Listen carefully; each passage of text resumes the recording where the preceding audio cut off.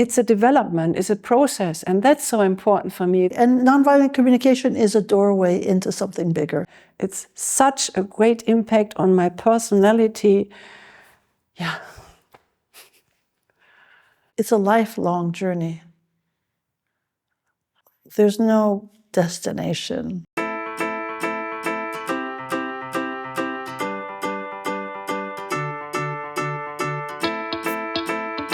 Yeah, I'm Gitta Zimmermann, and since 2007 we organize these trainings and try to build, create the container of it.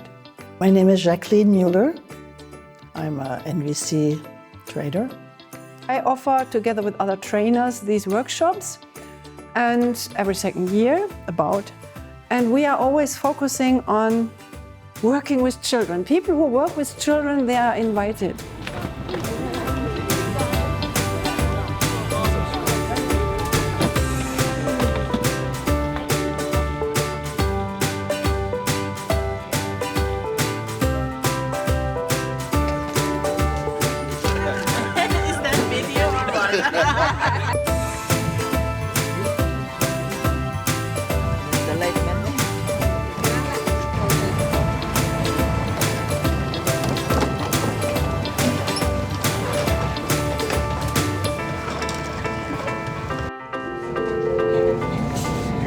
Die Chiemsee-Schifffahrt und die Besatzung begrüßen Sie an Bord der MS Ideltrath auf der Fahrt zur Fraueninsel.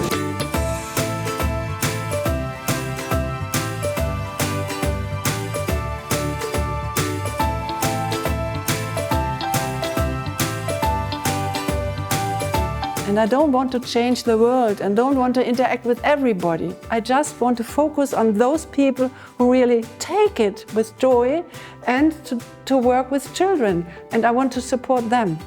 People who give children their voice.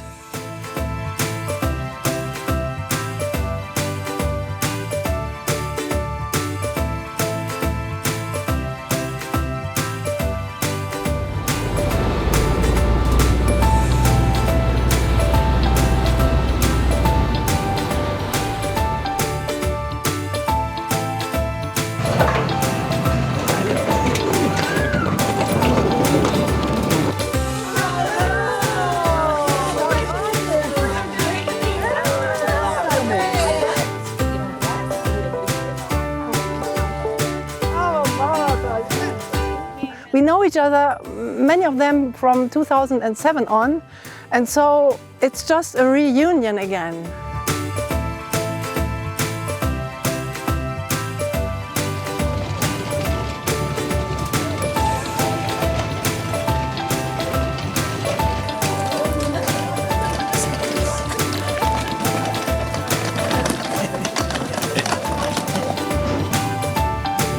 We're inviting people to step into leadership roles and to share with each other what they are presenting in their countries to their communities.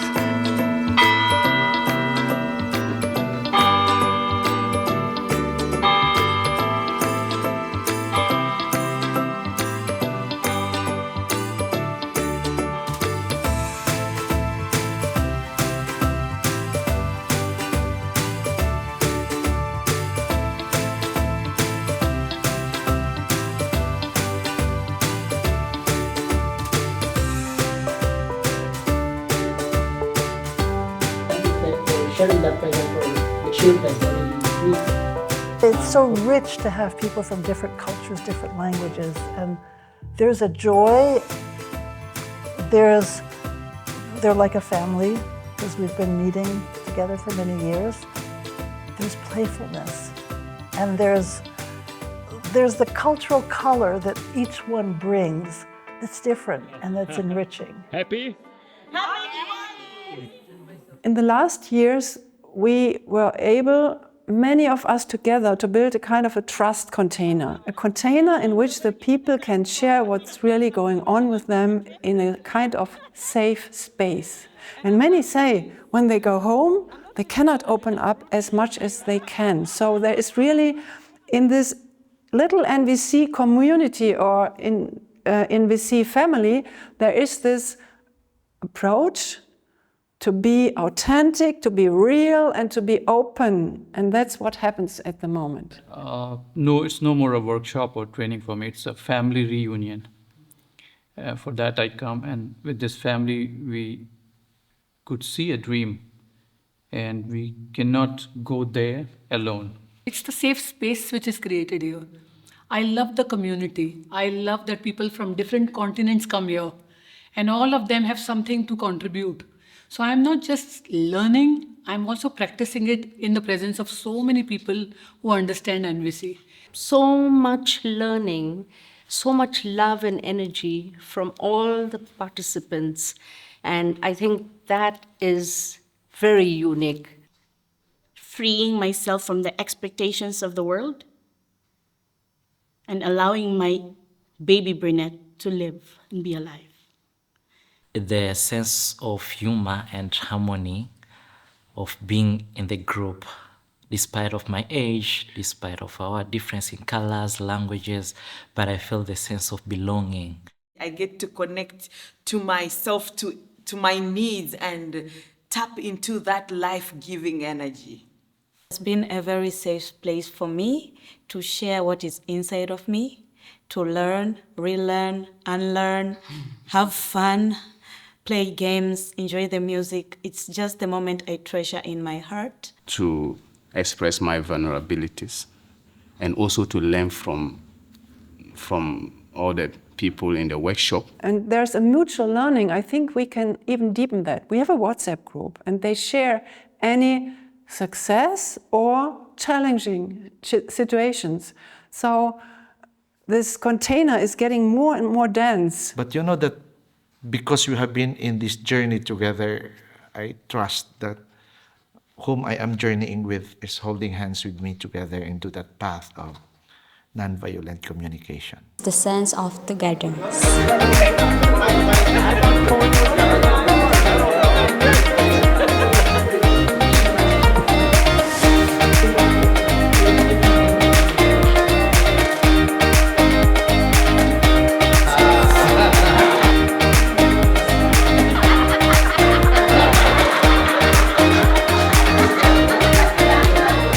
We changed the workshop this time. Normally we present and present and present. And this time we changed it. And as they are already quite a long time in nonviolent communication, and I think they have already some awareness, we ask them to present on themselves. And then we can give them feedback if they want it. So we can see what they learned, where we can improve, and yeah, where they just have fun with NVC. Are they living NVC or are they teaching? Because for me, this is the combination between being alive in the sense of NVC, having the awareness and then giving it to other people, sharing it. And now that's what we check. Do they teach or do they share? It's not about being perfect. It's not about getting it all right. If we could let go of that and just enter into what we're wanting to offer to each other in a spirit of care and love and passion. Full of connection and love and care and sharing. Be in charge of everything. You know, like for example, Paramjeet, and then just drop to us.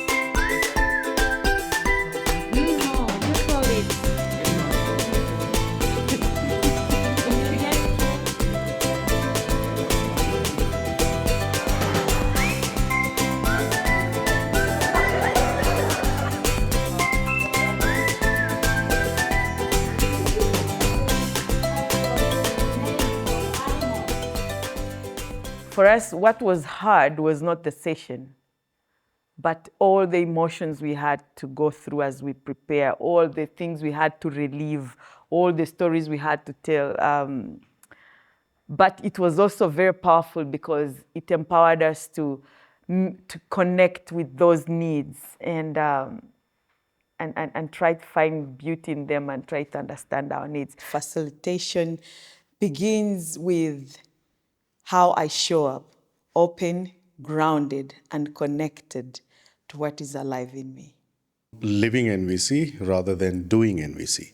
I am here to share, not to teach. You know, when I learned NVC in 2007 until maybe 2007 until 2014 or 16, the passion was so high that I have reached out and facilitated and engaged to around 5,000 individuals. Then I realized that that was more of doing NVC.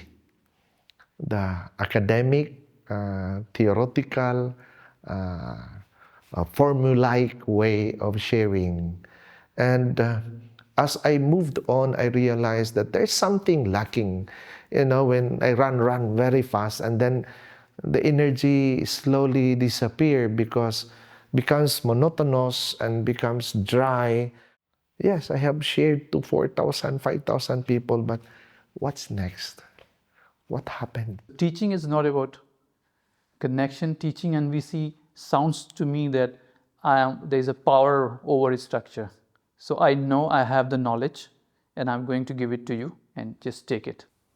I've encountered situations where people take a training and then they think they got it and then they go teach it. And so I've had people come back to me and say, you know, I've had a few NVC trainings, it was terrible. And so I think there's sort of a consumer approach to things in the US that make that people don't understand the integration of a practice. So that would be for anything. It would be for, you know, if you take a meditation class and then 2 classes later you're teaching meditation. So it's not that there's nothing we can, there's things we can share when we're inspired. And yet just that awareness that it takes time and practice to integrate something. That there was this struggle within. What I teach is different also what I try to live. Teaching NVC means you have a particular intention, and that intention is to impart that body of knowledge. And living means connection, that's all. Connecting, that's all. I was asking myself, am I connected to myself? And so that was the struggle. It's about connecting to what's really important under there. What's passionate under there, and to connect with that. So to go really from my mind down into my heart. For me, the language, the local language, has challenged me to start from NVC consciousness or awareness, because it's very difficult to find words for our feelings and needs. In English, it's very easy for me to express myself and other. It's not so in my local dialect. I still struggle to find words to express myself in an NVC way. So it has challenged me to rather think of just for now, let go of the words and get into the awareness, the consciousness of it. NVC it's a process. It's a journey of self-reflection, of trial and error that needs patience, that needs vulnerability, that needs trying. It's not something you go to the workshop and learn and go and start implementing immediately. It's something you keep on daring to try and being intentional of wanting to see a shift in your beliefs, in your attitudes, and in your perspective about things. That's so important for me. It's not, okay, I visit one NVC seminar and that's it, and now I can teach. No, not at all. It is a journey. I don't stop, because if we say NVC becomes a living NVC, unless I stop living, then I stop NVC. But if I continue to live and I have recognized the importance of integrating NVC in my life, then it journeys with me until wherever I will go. One of the learnings for me in co-creating a gathering like this is how important the practice is, and how easy it is for so many of us to take in the mental understanding of this body of work and miss the embodiment of it. And so I feel very committed, and I think we both do, to really focusing in the future on the embodiment of nonviolent communication. Doing NVC with awareness will lead me to living NVC. And now I think they realize how important it is to work for themselves first. To digest all this NVC, awareness, knowledge, steps, whatever, take it in and work on themselves personally. And then they can start and communicate with others.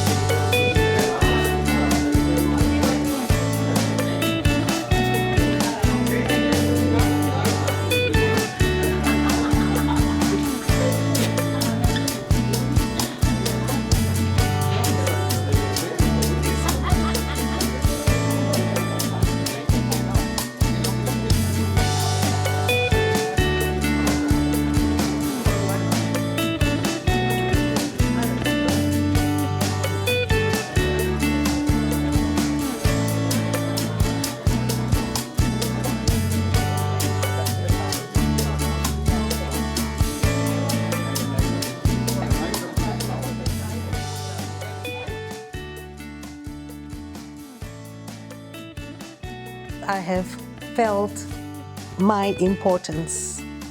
If I need to care for the world, then I need to start with self-care first.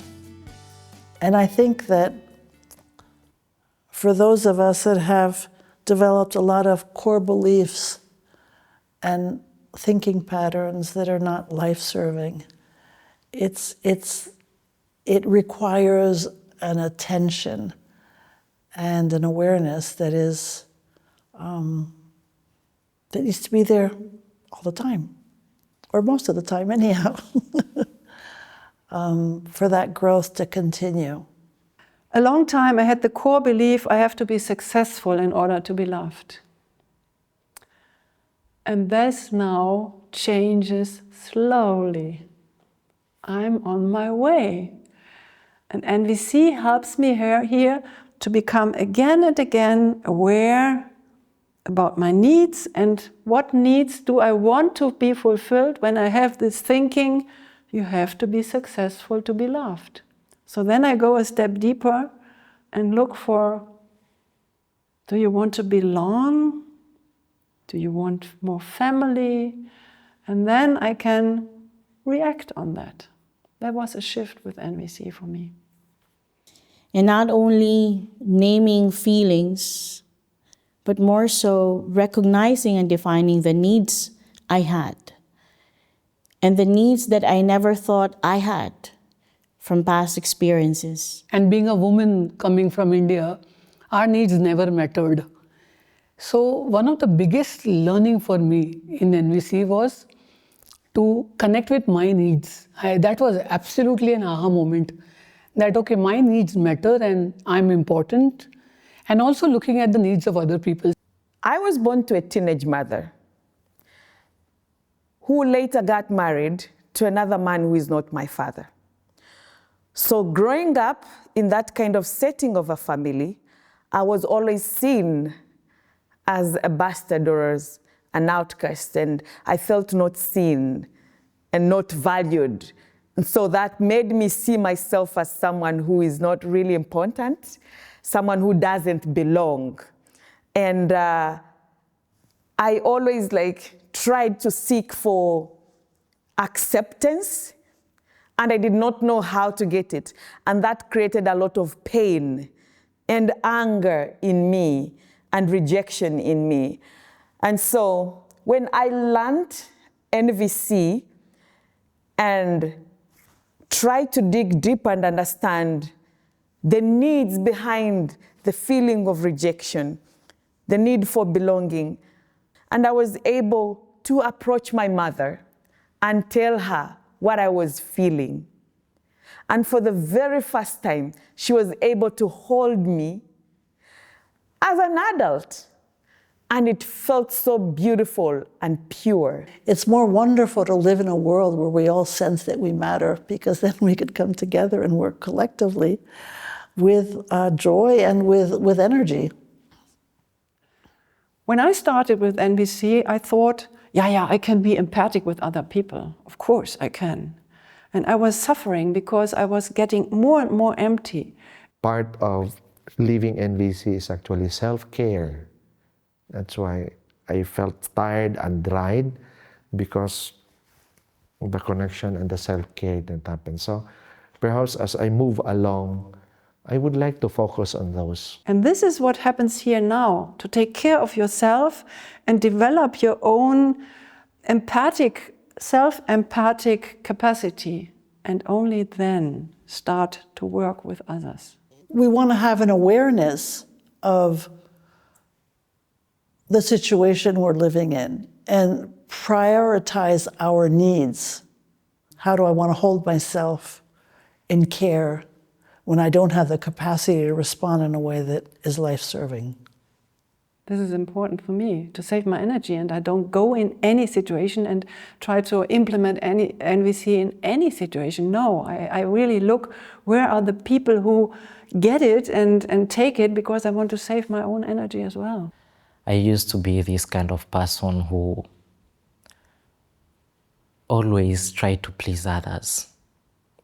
I couldn't say no to anyone because I feel like I was selfish to not see others' needs. Once I got an NVC awareness, it changed that, and it gives me more power of saying no and expressing it in a way that I can connect with other people. I never thought about self-care, but the more deeper I went into NVC, I began to feel an emptiness and began to feel that I need to care for myself, take it easy, because I was always looking for perfection and I couldn't sit still. But in all of this, I felt somewhere that I need to step back. I need to hand over the reins to somebody else. And that I would then finally take a decision to spend more time with my children and grandchildren. And so that would be the next part of my life. In the past, I can stay up to 9 p.m., 10 p.m. at the office, thinking that it's the best way to be a good employee. Because of the reflection that I have about self-care and self-worth and my need for family, especially that I only have my mom, I don't have my dad anymore. I want to treasure those moments. So I started going home, 6 o'clock the latest, have dinner with family, and I treasure that so much, even up to today. I started telling myself that it's okay. It's been a long day. Whatever you've done is enough. And also rest and presence are great contributions to your family and to the people around you. And that empowered me to be able to show up in a place, from a place of fullness and not fatigue. So the decision to come here in this workshop was made just because I wanted to have some self-care, and I was going to say no because I want to be present with my family. So because of my family, I was going no to this workshop. And because of my family, I am saying yes to this workshop now, because that shift happened, because I realized that if I care for myself, I will take back more giraffe juice, I'll be more present to them, I will be able to navigate the difficult communication if we have. So yes, that's it. And with the help of NVC, I wiped out the word egoistic. It doesn't exist anymore. I take care of my needs. When I get back to the Philippines, the country will be embracing one fine soul who recognizes the power of self-love and who will embrace self-worth. I celebrate NVC.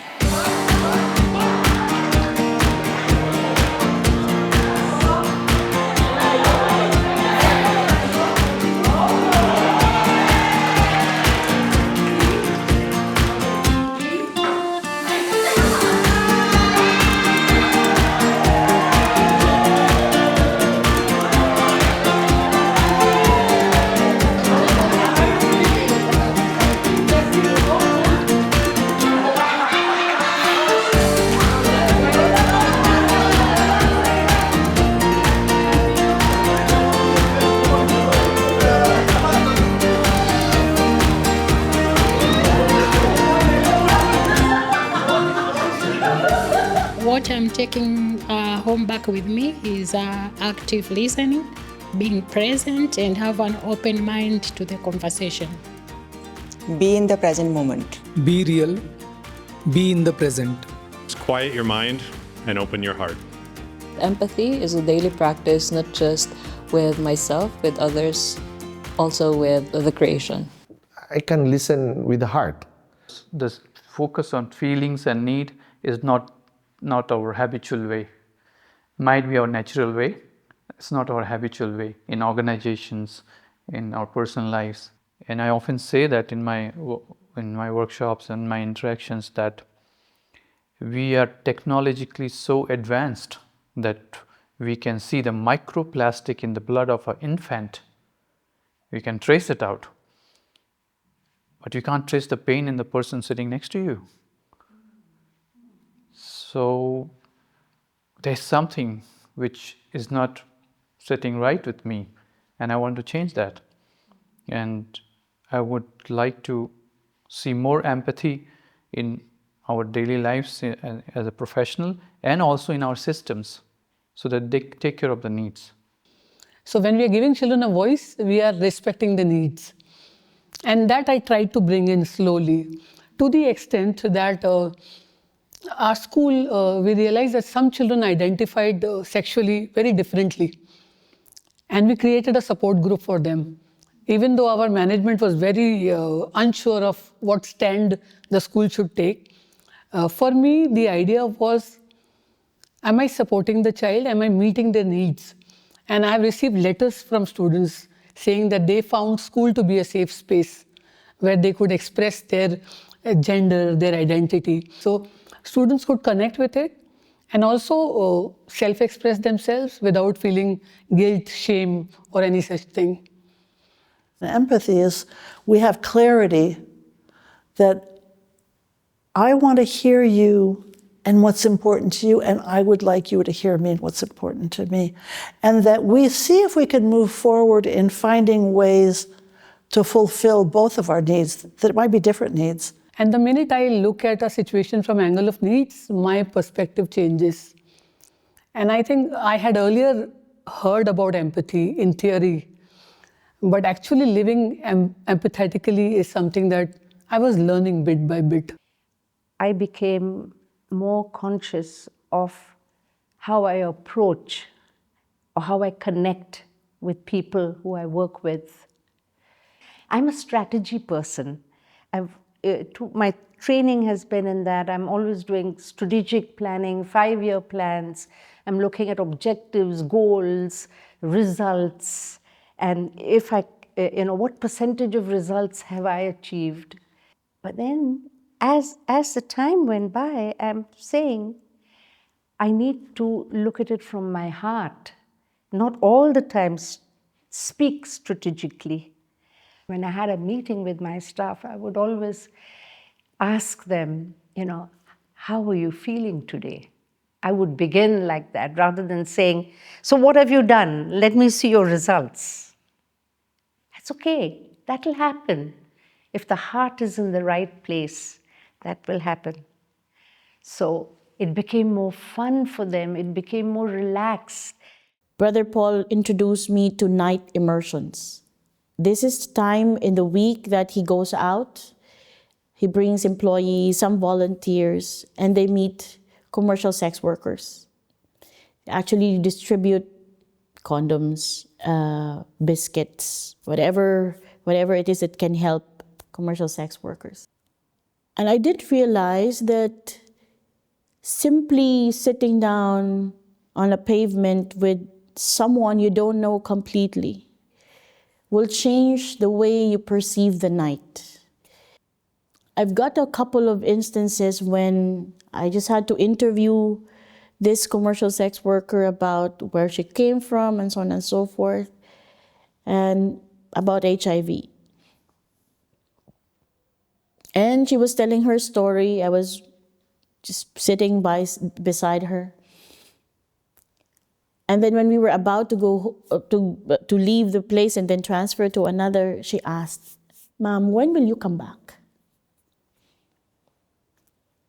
It was a profound question I cannot answer, but it hit me differently in the sense that while she was narrating her story, I was so filled so much about how life means so much to this human being and how sometimes life can be so boring for someone like me. That conversation was life-giving by itself. She did not ask that her life be changed. She did not ask for money. She did not ask for work. I think the question begged, can you just be present? Maybe in a future night that you will be out. And it dawned on me that there are many people, including myself even, who just needed someone as a companion. And the need for companionship, for the need to be seen, to be heard, if not met, cause us to blame life or even take life. So I feel that my supposed extra time is not at all extra, because for other people it's so precious. And if that's a gift that I can give, it's free anyway, why not? Because of NVC, I don't have to speak. Just the presence is enough. So just the day before yesterday, it happened here. And I'm so proud of myself because I was able to just listen, just be there for a person without touching a person, without doing anything, just being there listening. And it felt so good. I didn't have to carry that person's problems. I didn't have to advise or be in my head. Just a moment of peaceful and just being there for the person really brought warmth in my heart. And that was exactly what that person needed at that moment. So.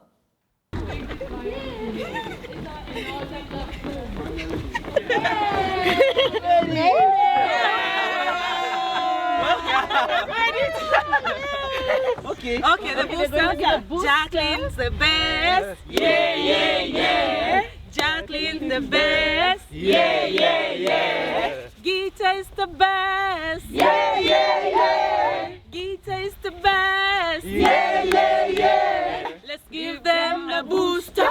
Hoo, ha, ha. Another bigger booster. Hoo, ha, ha. Another bigger booster. Hoo, ha, ha. The biggest booster. Hoo, ha, ha.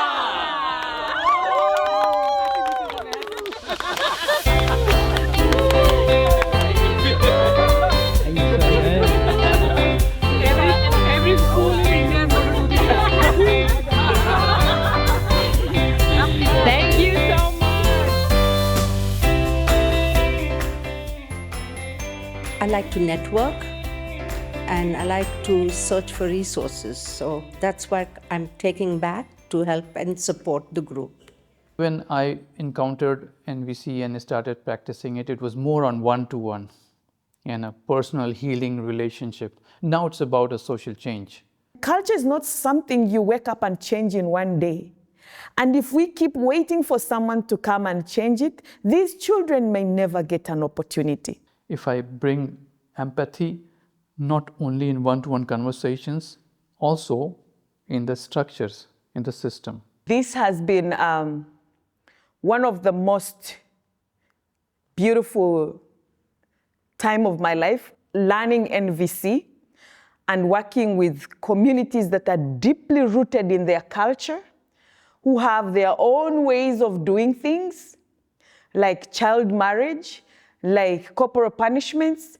And so NVC empowered me to understand behind these harmful cultural practices, what are the needs of these parents? What's the need of the parent who is trying to marry off his child at a very early age? Is it cows? It's a bride price. And the bride price is not the need. The need for survival, the need to be able to meet basic needs. A better way is, for me, is that I'm not judging the current system. I'm not saying that it's wrong, let's do it in the right way, and I know the right way. I'm saying that it's not serving me. Judgment clouds actually the reality. And so it stirs the free flow of connection. NVC is also about a deep conviction in the beauty of our and others' needs and the trust that we are one. So yes, NVC has empowered our communities to understand their needs and find different strategies instead of harmful strategies to their children, and that has brought harmony and positive relationship between parents and children. Our culture, it's a male-dominated society. The decision-making system, the motivation behind the decisions, the way we look at women, and the way we assume that what path they need to follow after the marriage. And they are the one with all these responsibilities. So with NVC, it helped me to shift. Not that I was in agreement with that. At the same time, now if I'm in disagreement with the current system, I can express myself in a better way. My 8-year-old son expresses and uses NVC at school, that his school teacher calls me every once in a month to go and teach nonviolent communication to her classroom and to his teachers. And now the whole school knows about nonviolent communication. And it's so beautiful how young children grasp it immediately, and they're saying that they also have beautiful relationships with their parents. So children are the best learners of NVC.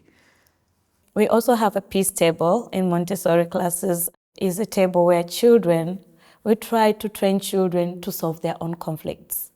Like they have to go sit on a peace table and talk to each other if there's something that happened and find their solutions. NVC is supporting with the language that the children can use at the peace table to solve their own conflicts. So it's kind of so helpful for the teacher and the children to grow up in the environment knowing that I have to handle my needs at one moment and I don't have to rely on somebody else all the time. I taught the girls, and most of them are from Maasai community, so like in Maasai communities, we have been taught as ladies they don't have power to speak for themselves. At first, it was really hard to have the students to do the role plays. So inviting them to be vulnerable, to speak out their situation, it was really very hard for them. But through the teaching, through the practice, it softened that and they become more aware and confident, not only even doing the role play with us, but they did the role plays with themselves, but also they taught even the teachers, the parents. So I saw the confidence in them and the courage not only to feel like I'm small, but the confidence within them, this is what I need. So it has bridged the gap of them not being afraid anymore of the teachers, but it has uplifted their voice, their power within for them to speak honestly without afraid of what the teacher will react or what the parent will do.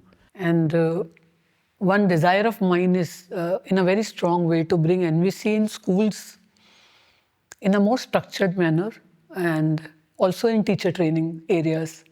So if teachers are trained about NVC before they enter school, I think a lot of damage that they cause unknowingly will not be done.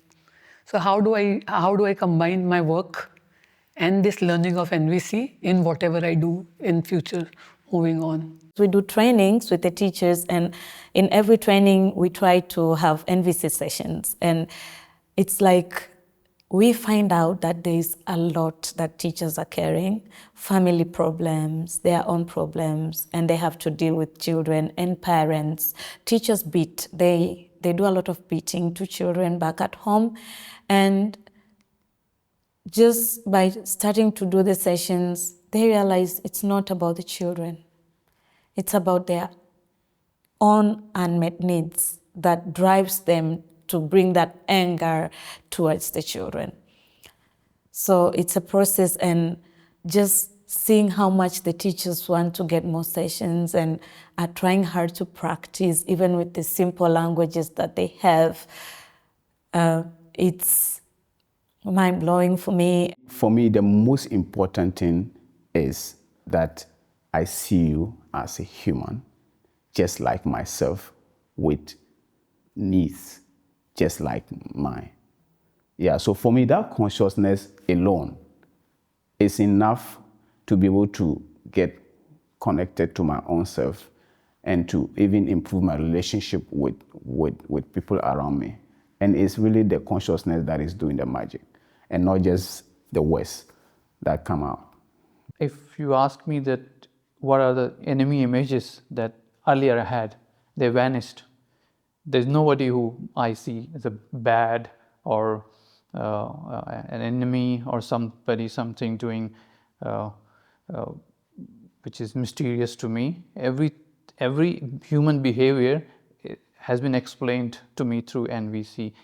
Uloliwe wahi judula, uloliwe wahi judula, uloliwe wahi judula, nawe sinta.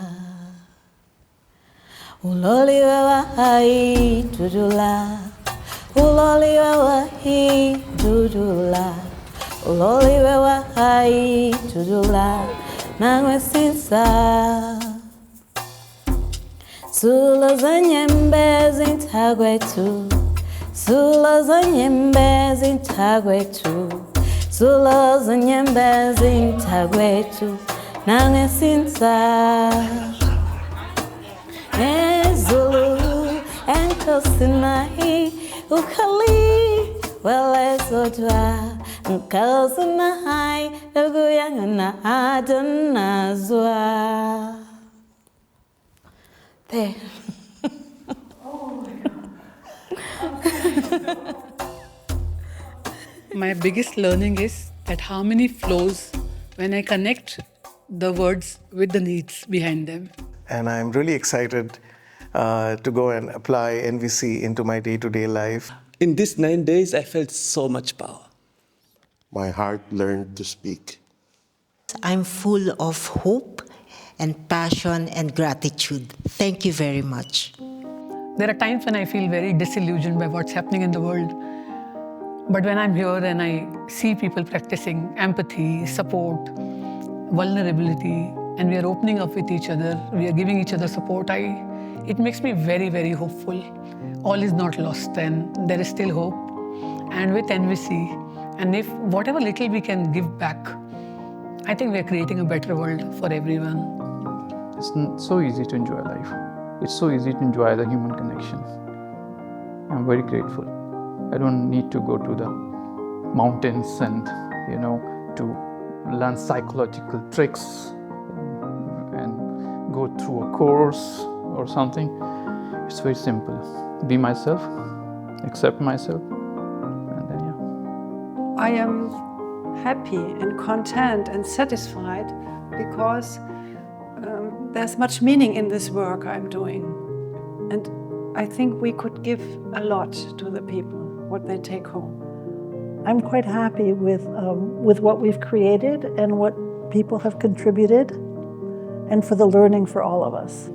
And there's a lot of trust between this community, our little NVC family. There's a lot of trust, and they really open to share what is so dear to them. Yeah.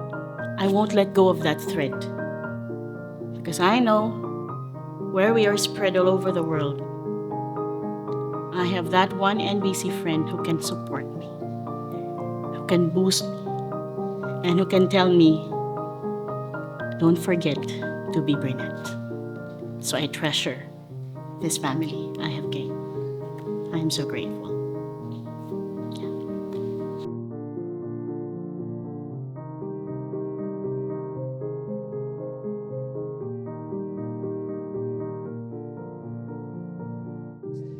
He gave him a booster, ho, ha, ha.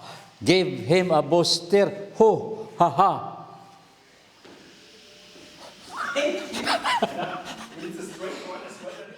You got this, Mama.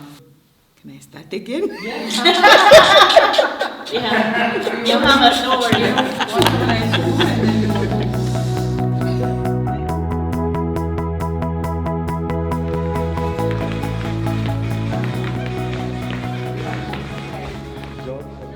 Creating a safe space for learning is an important thing to happen.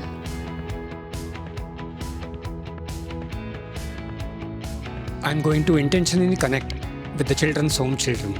I learned some games that I'll take home to engage with kids at my youth center. The vulnerability that is necessary to get in touch with the needs. Hold your needs tightly and your strategies closely. I have a choice to make in every situation. You're kind of professional. Receiving and giving. Kindness from one another. NVC made me realize that there's always a choice in life.